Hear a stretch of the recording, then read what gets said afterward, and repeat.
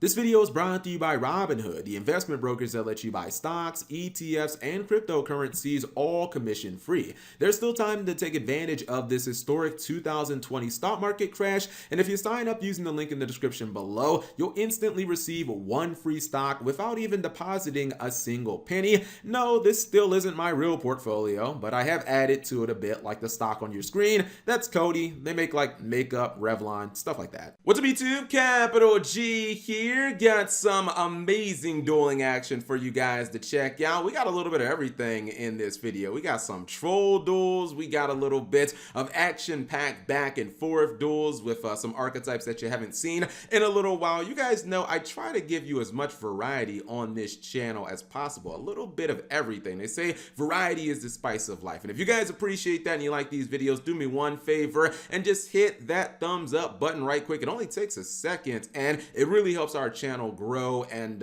it really helps the YouTube algorithm. Anyways, let's see if we have discovered the 200 IQ spiciest troll dankest tech that can actually take down Don Thousand's Numeron cards. We know at this point they are going to probably take over the meta. They're incredibly strong. I personally believe that you can probably make a deck of just the Don Thousand cards, max them all out at 3, and then just play a bunch of hand traps. I mean, honestly, it seems like that's what this guy's doing. He's got Drolls and Effect Veilers, double hand trap opening. Just play hand traps and play the Don Thousand cards. If you go first, S0, GG. If you go second, OTK your opponent, GG. So the cards are just honestly strong. Doesn't matter if you go first or second, but we may have discovered the spiciest answer to them yet. Anyways, let's see if he can draw. By the way, they're talking about spicy tech. I mean, my man is playing Apprentice Illusion Magician zombie deck. Like, I don't know if this is just his tech to get Baller Drock in the graveyard, which of course he did. That's actually a legitimate play, or if he's playing Magician Souls, which would even be more bizarre, but regardless, he's doing it. And check this cheese out. Is this the spicy tech? Is this the forbidden spicy tech that actually hard counters the Numeron Don Thousand cards? Because it actually can. So he's not going to do anything, and his opponent does activate the Numeron network during his turn, which I still think is ridiculous. But are we setting our opponent up for a trap? I mean, literally. I mean, he set a trap, so that would be a literal definition of that. Anyways, Baller Drop should come back.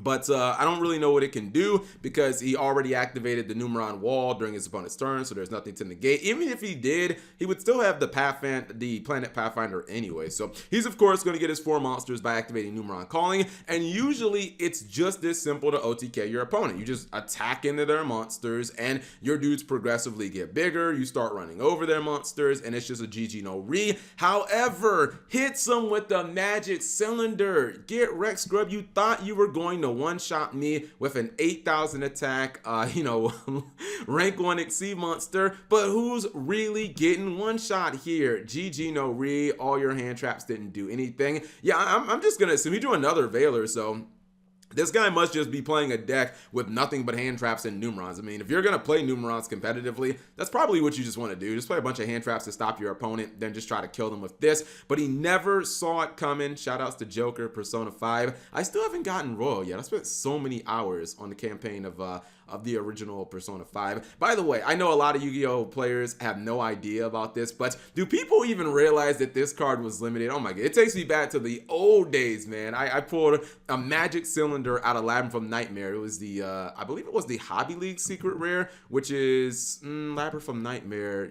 Actually, no, I think it was the 36. The Hobby League, I think, was Gemini Elf. Anyway, second duel is going to feature Megaliths, the next evolution of ritual decks, where Konami is taking ritual spells right out of the equation. I'm a big fan of the Megalith archetype, mainly because it can play during the opponent's turn, and Megalith Full really does help this archetype because it allows you to ritual summon from your deck, which is actually crazy. And he's dueling against, you can call it Synchro-centric. I like to use the term Synchro City. Heck, we can even go as far as to Yusei Fudo, Synchro, Turbo, Rev It Up deck, because this deck wants to Synchro summon and pretty much do nothing else. You can look at the opening hand and kind of tell. Any deck that runs cards like Doppel Warrior and Tuning, they want to Synchro summon. I'd be surprised, honestly, if there were more than like 2 Link monsters in that entire extra deck. Anyways, let's go ahead and roll this, and You always have to be careful when you're playing against these ritual decks as to when you want to ash your opponent, because there are just so many search card, pre-prep, regular prep,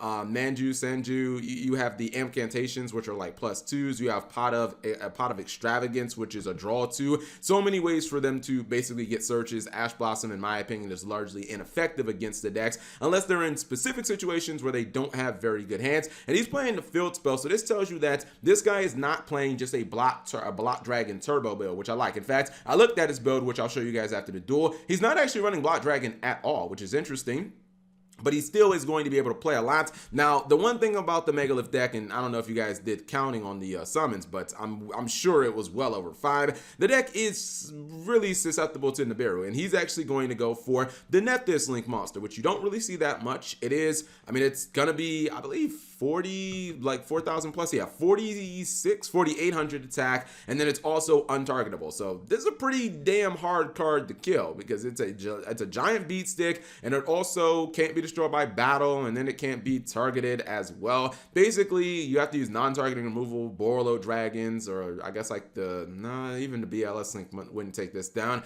It's pretty damn hard to kill. You have to go for something like Tierra Masu or Borolo dragon or something like that. So this is kind of like a win condition in itself against certain decks. Also, I guess Kaijus definitely work if you're playing that Dino deck.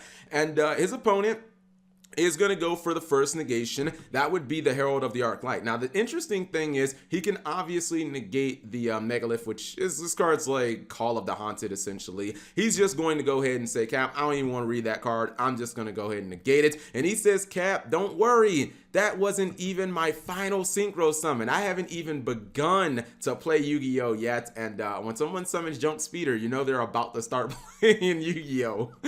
when they play Junk Speeder, that means the fun is about to start. Now they're actually playing their real deck.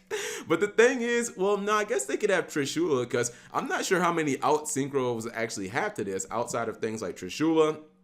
And maybe, because I don't think a synchro-centric deck is going to play a card like Borolo Dragon. But you can see he's starting to make that negation. Got the Crystal Wing Synchro Dragon. Gonna drop the Stardust Warrior, which you don't see all that often. But I think he forgot when he went to battle phase. Oh crap, I still don't actually have a way of killing this colossal, almost 5,000 attack monster. Maybe he thought that it had levels and that Crystal Wing would just be able to run it over. And then he was just like, ah, snap. I don't think, in fact, let's just check this extra deck. Do you actually, no, he does have an option. He has Orange Trishula. I'm pretty sure Orange Trishula could do it. Actually, Quasar couldn't.